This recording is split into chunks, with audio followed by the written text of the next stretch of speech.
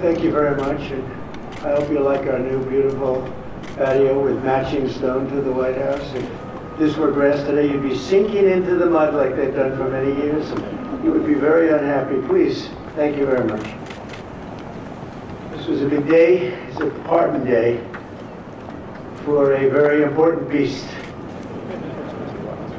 On behalf of the First Lady and the entire Trump family, I want to wish all Americans a very, very happy Thanksgiving. It's a great time of the year, and our country is doing really well, economically like we've never done before. Today, we continue a time-honored American tradition. Well, that's a well-trained turkey. See how happy he is?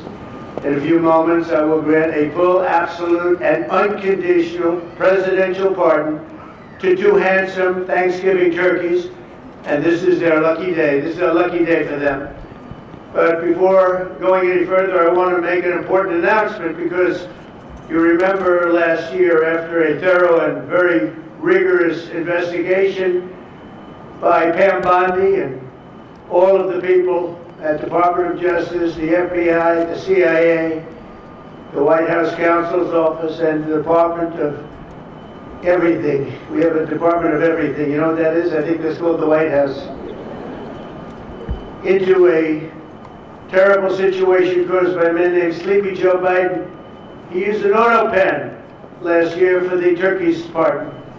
So I have the official duty to determine, and I have determined that last year's turkey pardons are totally invalid. As are the pardons of about every other person that was pardoned other than, where's Hunter? No, Hunter's was good. That was the one pardon, Pam, that was good, right? The rest of them are all invalid. I don't know what the hell you're going to do about that, but that's, now we're going to take a little of the joking. That is a mess. But they're hereby null and void. The turkeys known as Peach and Blossom last year have been located, and they were on their way to be processed, in other words, to be killed. But I have stopped that journey, and I am officially pardoning them, and they will not be served for Thanksgiving dinner. We saved them in the nick of time. This one has plenty of time, but they were saved in the nick of time. We're thrilled to be joined today by Vice President J.D. Vance, Second Lady Usha Vance, their daughter Mirabelle, and along with Attorney General Pam Bondi, Secretaries Marco Rubio, Scott Bassett, Pete Hegseth, Brooke Rollins, Howard Lutnick, Linda McMahon, Scott Turner, Administrator Lee Zeldin, who's done a great job. A nuclear power plant gets approved in less than a week. Okay? I'm only kidding, but pretty close to that. And we have more. Where's Lee? Stand up, Lee. One of my great superstars. Thank you. It used to take 20 years before you got rejected when you put in an application. Now we're doing them in a matter of weeks, right? And that's why we have the biggest plants anywhere in the world. We're leading in AI. We're leading in everything. Our auto plants are pouring back into our country. Where do you see the jobs coming with them? But many of them are under construction, but Lee's done a great job of getting those approvals. I appreciate it very much. FBI Director Kash Patel has been very busy doing a great job. Also, thank you, Kash. Along with members of, see, you got a following, Kash. Along with members of Congress, and in particular, I want to mention Jason Smith and David Rozier. Where are those two guys? Come on, stand up, fellas. What good people. Jason knows more about the tax code than any living human being. He knows so much, we don't even want to hear about it, right? Too complicated. We're going to make it a simpler code. But we did in the great big beautiful bill. It was just passed. Your imprints all over that, and it's amazing. The biggest tax cuts in the history of our country for middle-income people. The biggest tax cuts in the history of our country for middle-income people. And the biggest jobs bill ever passed, and nobody thought we could get that one done. I'm glad. And we actually put 4 years, actually probably 8 or 10 years, but we put 4 years worth of material into one great big beautiful bill. So that worked out very well, and I want to thank everybody for working on it. JD, that was a great, you know, we were going to do it in small bills. We're going to have 18 bills and do it along the process. I'm glad, Scott, that we got it done. because dealing with these Democrats, I think that's all one shot. But we have it all in one great, big, beautiful bill. Thanks as well to the chairman of the National Turkey Federation and the CEO of Butterball. That's a big deal. Jay Jandren. Where's Jay? Thank you. Stand up, Jay.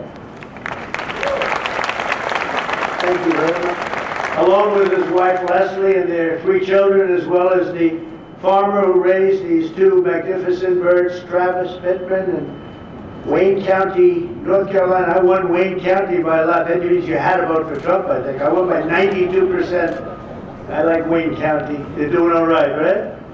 And this is like a record-setting turkey that's going to be saved. The turkeys being pardoned today go by the names of Gobble and Waddle. When I first saw their pictures, I thought we should send them, well, I shouldn't say this. I was going to call them Chuck and Nancy. But then I realized I wouldn't be pardoning them. I would never pardon those 2 people. I wouldn't pardon them. I wouldn't care what Melania told me. Darling, I think it would be a nice thing to do. I won't do it, darling. These are 2 of the largest turkeys ever presented to an American president, over 50 pounds each. It's the largest we've ever had. And those are big turkeys. Are they as good as the normal-sized turkey? Better or as good? Do they tend to be a little fatty, maybe? No, he said no. He knows the turkey business. Anyway, despite their size, Secretary Kennedy has formally certified that these are the first ever Maha turkeys. I don't know if I agree with that. These are Maha.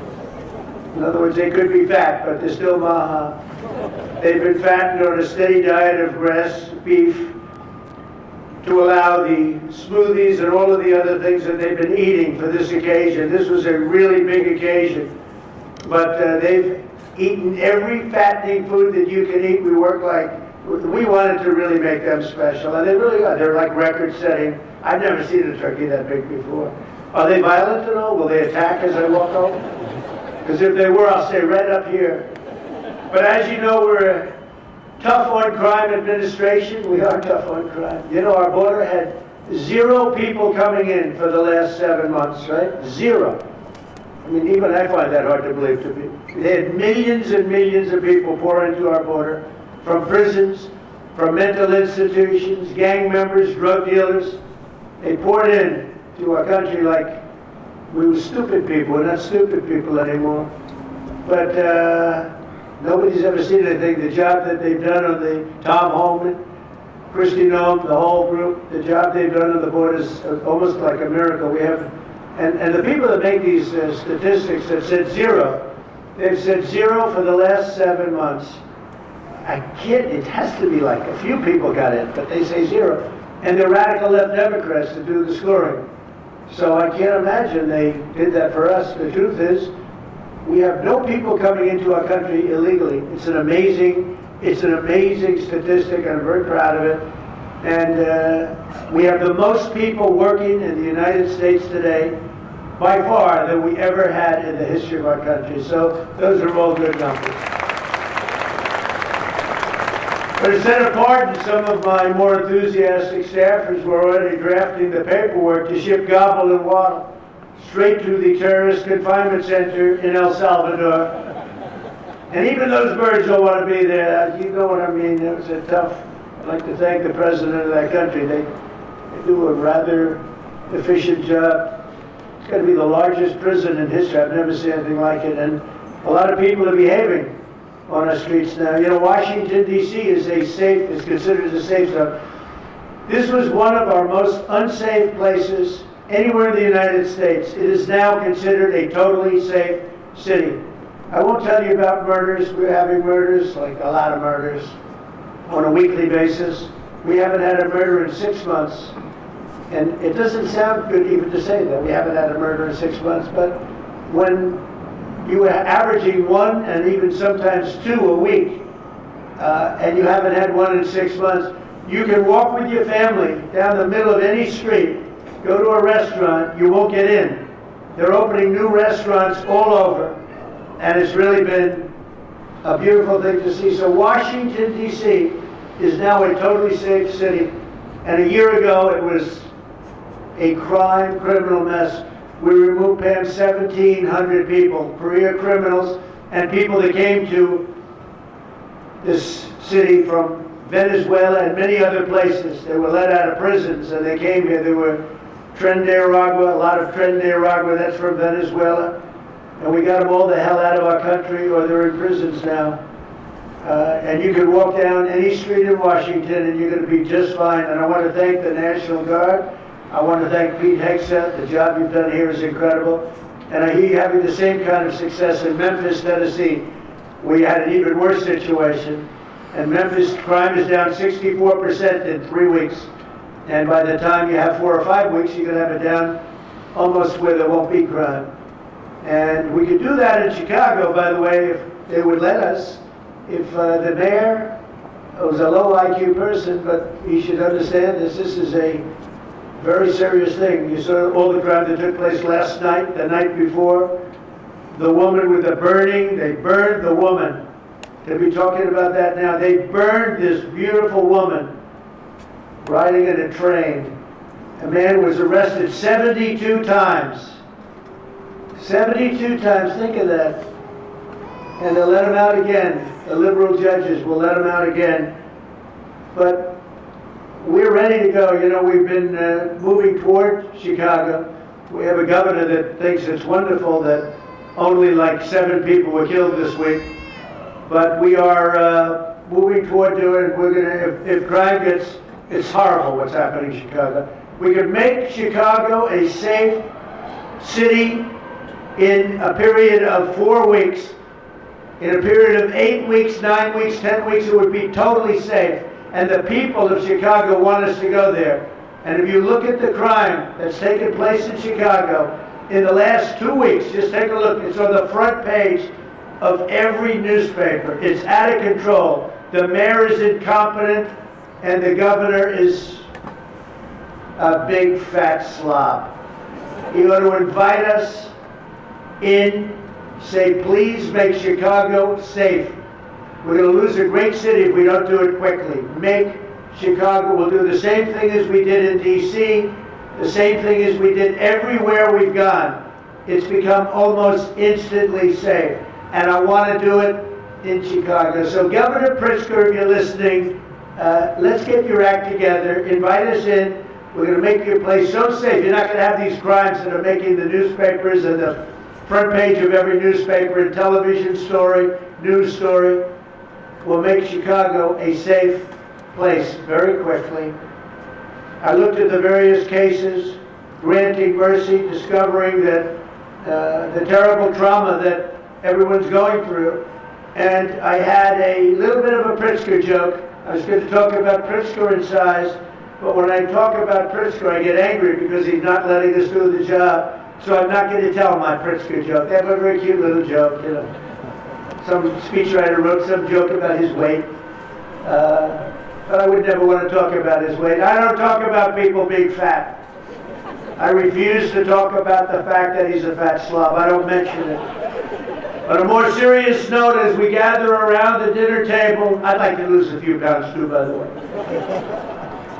And I'm not going to lose it on Thanksgiving, I can tell you that.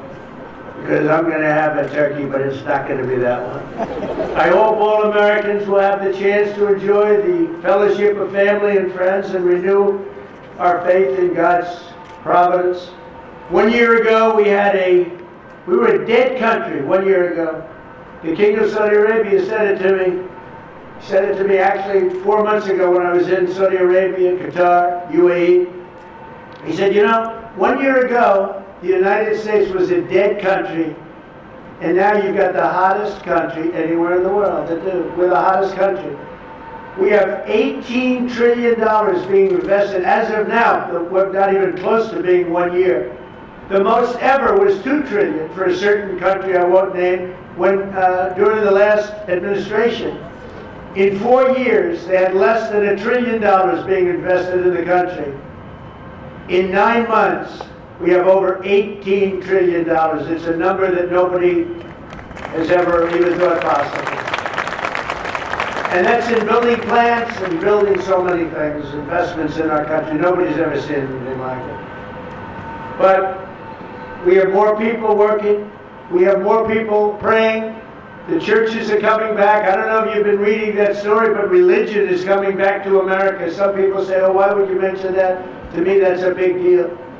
And this Thanksgiving, we're also making incredible strides to make America affordable again. Walmart announced that the cost of their standard Thanksgiving meal is 25% lower than just 1 year ago. That's a big deal. According to the USDA, the price of Thanksgiving turkey is down 33% from its Biden era highs.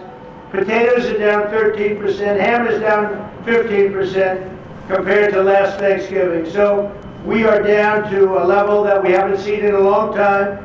Egg prices are down 86% since March, and gasoline will soon be hovering around $2 a gallon.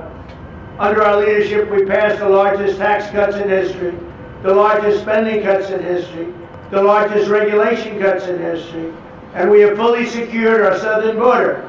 I've also ended 8 wars in 9 months, and we're working on that final war. It's not easy, but I don't know. I think we're going to get there. 25,000 soldiers, Ukraine, Russia. In the last month, 25,000 soldiers have died.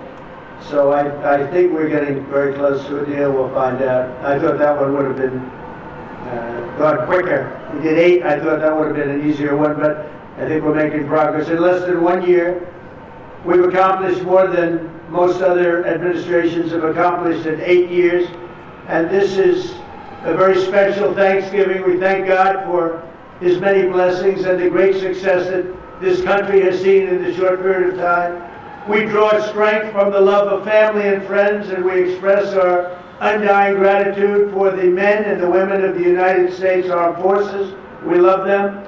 We pray that peace and prosperity will continue to bless our land, and together we'll really just keep this great drive going to make America great again. MAGA, I think it's the greatest expression in the history of politics.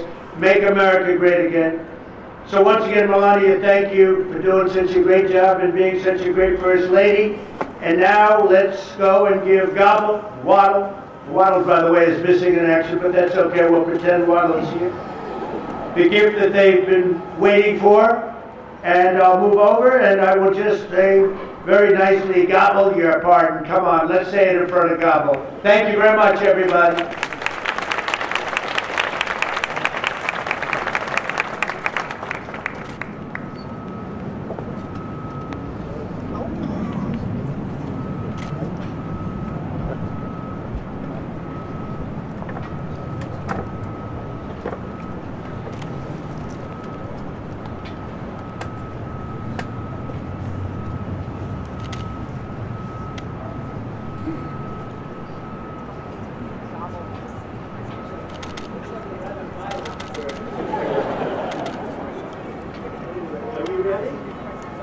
Gobble, I just want to tell you this very important. You are hereby unconditionally pardoned.